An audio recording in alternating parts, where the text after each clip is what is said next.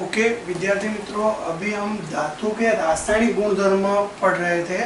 Video number 2 में हमने धातु के रासायनिक गुणधर्म 3 तक पढ़ा था। अब हम धातु के रासायनिक गुणधर्म 4, आप देख रहे हो 3.2.4, यानी 2 गुणधर्म बाकी है। ये एक 4 और ये एक है 5, सक्रियता श्रेणी। इन दोनों के बारे में अभी हम पढ़ेंगे।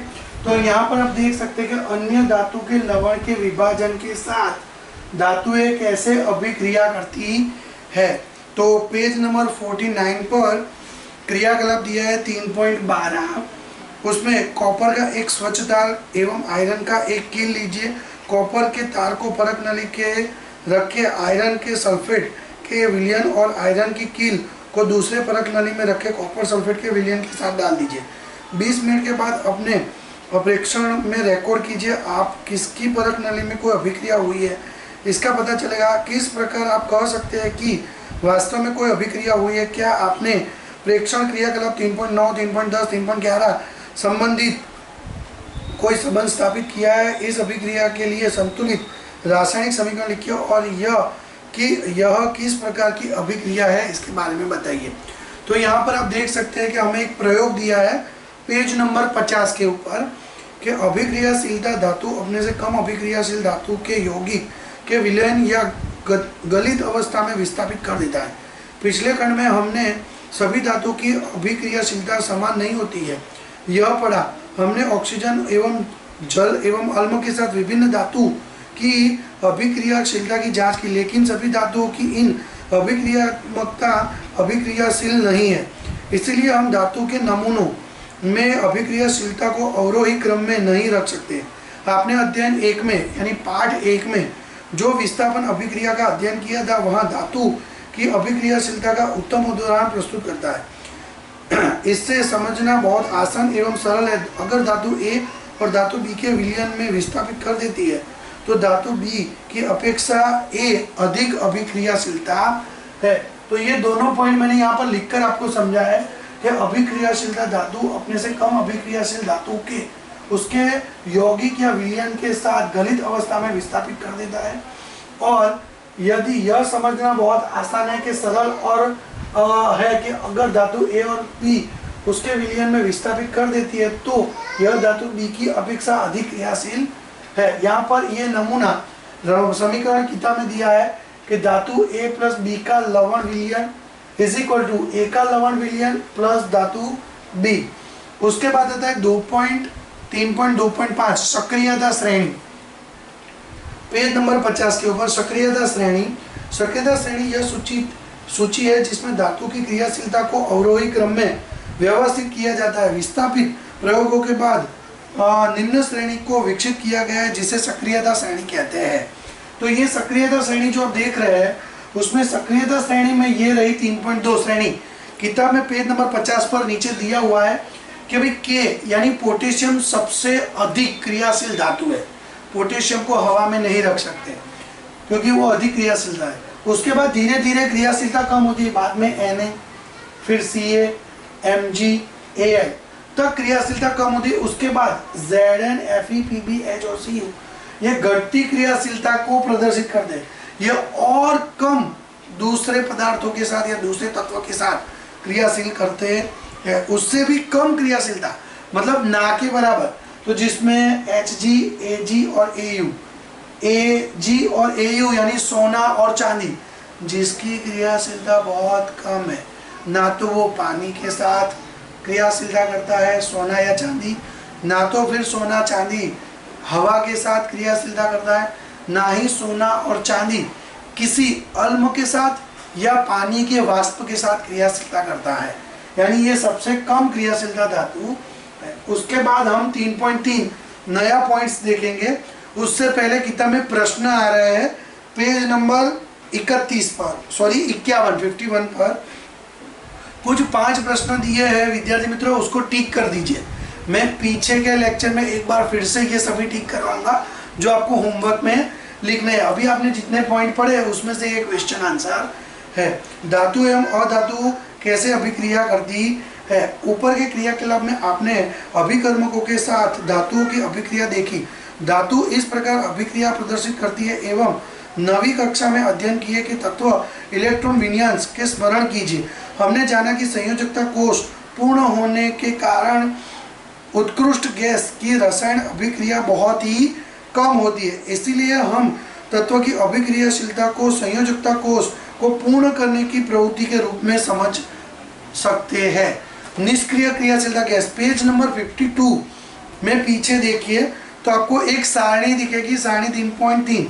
उसमें सबसे पहले उत्कृष्ट गैस दिया है, निष्क्रिय वायु जिसे कहते हैं।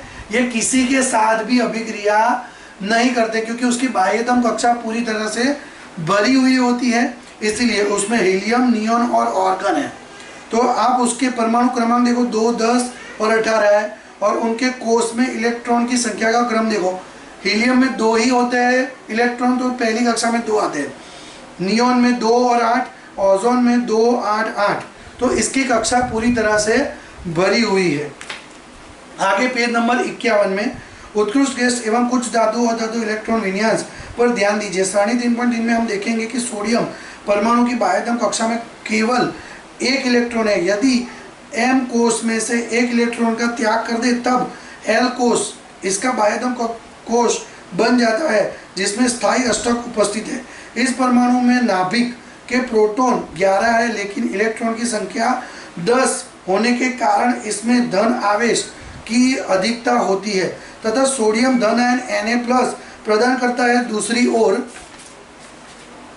क्लोरीन की बाह्यतम कक्षा में 7 इलेक्ट्रॉन है। यह अष्टक कोष पूर्ण करने के लिए 1 इलेक्ट्रॉन की आवश्यकता होती है। यदि सोडियम एवं क्लोरीन अभिक्रिया करे तो सोडियम द्वारा त्याग किए गए 1 इलेक्ट्रॉन क्लोरीन ग्रहण कर लेता है। 1 इलेक्ट्रॉन ग्रहण करके क्लोरीन के परमाणु इकाई ऋण आवेश प्राप्त करते हैं, क्योंकि नाभिक में 17 प्रोटॉन है तथा उसके बाहर के इलेक्ट्रॉन 18 है। इसीलिए क्लोराइड Cl ऋण प्राप्त करता है। इसीलिए यह दोनों तत्वों के बीच निम्न प्रकार से आदान प्रदान का संबंध स्थापित होता है, जो सारणी 3.3 के नीचे धातुएं में मैंने पहले 3 लिए है, सोडियम, मैग्नीशियम, एल्यूमिनियम, जिसमें 11, 12 और 13 परमाणु क्रमांक है, जो मैंने बोर्ड पर लिखा है। 11, 12, 13 सोडियम, मैग्नीशियम, एल्यूमिनियम। 2, 8, 1, 2, 8, 2, 2, 8, 3। तो इसमें से आप देख लीजिए सोडियम, और नीचे अधातु दिया है ना, अधातु, उसमें नीचे से 3 लिए मैंने, नीचे से 3, फॉस्फोरस, सल्फर, क्लोरीन 15, 16, 17। उसके 2, 8, 5, 2, 8, 6, 2, 8, 7। तो इसमें आप देख रहे हो ये सोडियम है और ये रहा हमारा क्लोरीन।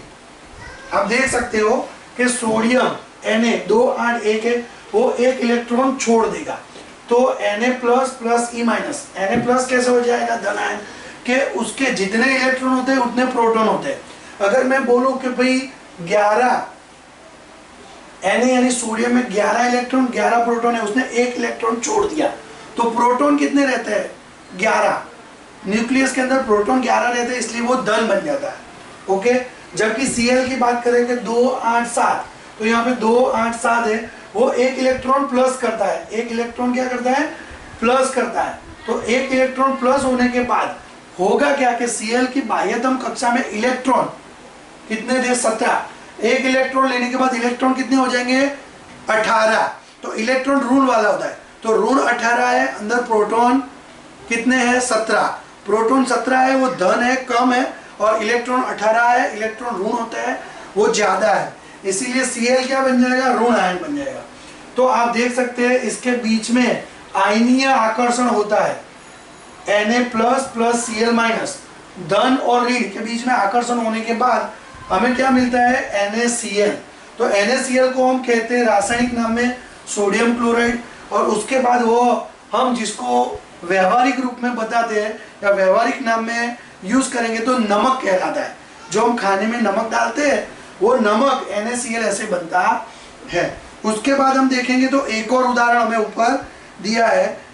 अब एक यौगिक मैग्नीशियम क्लोराइड के निर्माण का चित्र 3.6 में दिया है। Mg gives Mg2+ 2E बराबर magnesium धनायन, Cl+ E- gives Cl- 2, 8, 8।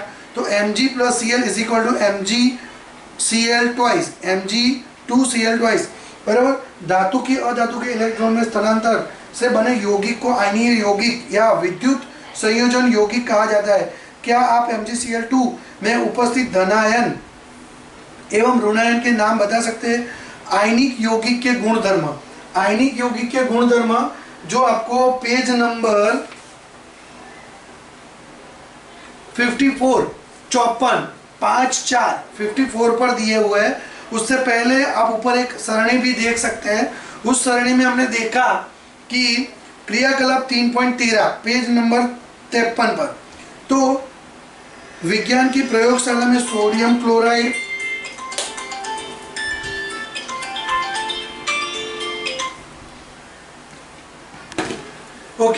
विज्ञान की प्रयोगशाला में sodium chloride, potassium chloride, barium chloride या किसी अन्य लवण के नमूने लीजिए। इन लवण को भौतिक अवस्था में क्या है, धातु और स्पैचुला का पर छोटी मात्रा में नमूने लीजिए। इससे ज्वाला पर गर्म कीजिए। अन्य नमूनों के साथ भी यही क्रिया दर्शाएं। क्या आप देखते हैं कि क्या ये नमूने ज्वाला के रंग को प्रदान करते हैं? क्या यौगिक पिघलते हैं? नमूने को जल, पेट्रोल और केरोसिन में घोलकर यह प्रयास कीजिए। क्या ये घुलनशील है? चित्र 3.8 में एक तरह से परिपथ बनाइए। किसी एक लवण में विलयन में इलेक्ट्रॉन डाल दीजिए। क्या आप देखते हैं कि इस प्रकार अन्य लवण के नमूने भी जांच कर सकते हैं? इन यौगिक प्रकृति के संबंध में आप क्या निष्कर्ष निकालते हैं? तो ये क्रियाकलाप में जितने भी हमें सवाल पूछे हैं, इन सवालों के जवाब ये है कि आयनीय यौगिक का भौतिक प्राकृतिक नियम यानी भौतिक गुणधर्म क्या है।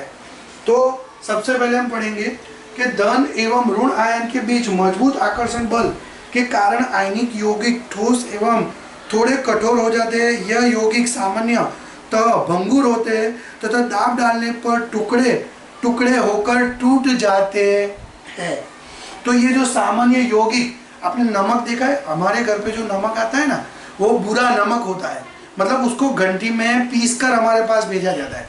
पर आपने नदी किनारे यानी दरिया किनारे, जहाँ पे गांधी जी ने बोला था ना कि नमक का कानून तोड़ दिया, वहाँ पे जो नमक बनते हैं वो नमक के बड़े बड़े पत्थर जैसे गोले बनते हैं। आप उसको देखोगे तो वो थोड़े ठोस होते हैं, लेकिन उसको जोर से नीचे गिराओगे तो वो टुकड़े टुकड़े में बढ़ जाएगा, मतलब वो बुरबुरा होता है, गिराने पर टूट जाता है। तो ये उसका भौतिक प्रकृति गुणधर्म है। उसके बाद उसका गलनांक एवं कथनांक। तो आयनिक यौगिक का गलनांक एवं कथनांक बहुत अधिक होता है, क्योंकि मजबूत अंतर आयनिक आकर्षण को तोड़ने के लिए ऊर्जा की प्राप्ति मात्रा आवश्यक होती है। घुलनशील उसके बाद आता है घुलनशीलता, बराबर। इसके गलनांक और पतनांक बहुत ही कम होते हैं और आवश्यक अधिक बहुत मात्रा में तोड़ने के लिए आपको शक्ति यानी ऊर्जा की जरूरत पड़ती है। फिर घुलनशीलता आती है, घुलने का, पानी के अंदर, पेट्रोल के अंदर, केरोसिन के अंदर, यह घुल सकते हैं या नहीं घुल सकते।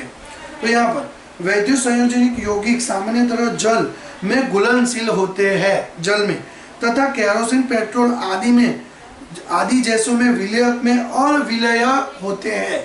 यानी पेट्रोल, केरोसिन के अंदर वो नहीं घुलते हैं, लेकिन पानी के अंदर वो घुल जाते हैं। उसमें लास्ट आता है विद्युत चालकता। विद्युत चालकता का मतलब क्या होता है भाई, विद्युत उसमें से पसार हो सकता है कि नहीं। तो ऐसे यौगिक, आयनीय यौगिक जिसका ठोस स्वरूप होता है, ठोस यानी आपने बोला कि नमक जो समुद्र किनारे बनता है वो पत्थर जैसा होता है, सफेद कलर के, तो वो उसके ठोस स्वरूप में विद्युत का वहन नहीं करता है। पर उसको पिघलाकर पानी के अंदर या किसी चीज के अंदर पिघला दिया जाए तो उसका द्रव्य स्वरूप विद्युत के वहन के लिए उपयोगी है, यानी द्रव्य स्वरूप में उसका विद्युत पसार हो सकता है। तो यहाँ पर विद्युत चालकता, किसी विलयन से विद्युत चालन के लिए आवश्यक कणों की गतिशीलता आवश्यक होती है। आयनिक यौगिक के जल विलयन में आयन उपस्थित होते हैं। जब जल विलयन में विद्युत धारा प्रवाहित की जाती है तो यह आयन विपरीत इलेक्ट्रॉन की ओर गमन कर लेते हैं। ठोस अवस्था में आयनिक संयोजन विद्युत का चलन नहीं करते हैं, ठोस अवस्था में, बराबर, क्योंकि ठोस अवस्था में दृढ़ संरचना के कारण आयनिक की गति संभव नहीं है।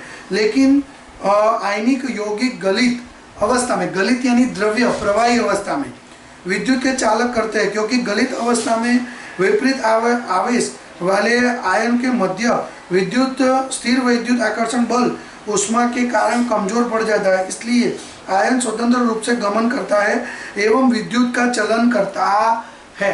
तो ये चारों पॉइंट हमने समझ लिए, बराबर। तो इस वीडियो में विद्यार्थी मित्रों हमने ये देखा कि चौथा और पांचवा नंबर का पॉइंट क्या है, तीसरे नंबर का पॉइंट धातु और अधातुओं के बीच अभिक्रिया कैसे होती है। तो क्लोरीन ये धातु है और सोडियम ये धातु है और अधातु क्लोरीन है। तो सोडियम और क्लोरीन धातु और अधातु के बीच प्रक्रिया होकर सोडियम क्लोराइड बनता है, जिसे आप आयनिक यौगिक कहते हैं या विद्युत संयोजन यौगिक के नाम से जानते हैं और ये उसके रासायनिक गुणधर्म है जिसके बारे में हमने पढ़ा। अब हम इस पार्ट का आखिरी पॉइंट अगले वीडियो यानी अगले लेक्चर में देखेंगे। अस्तु।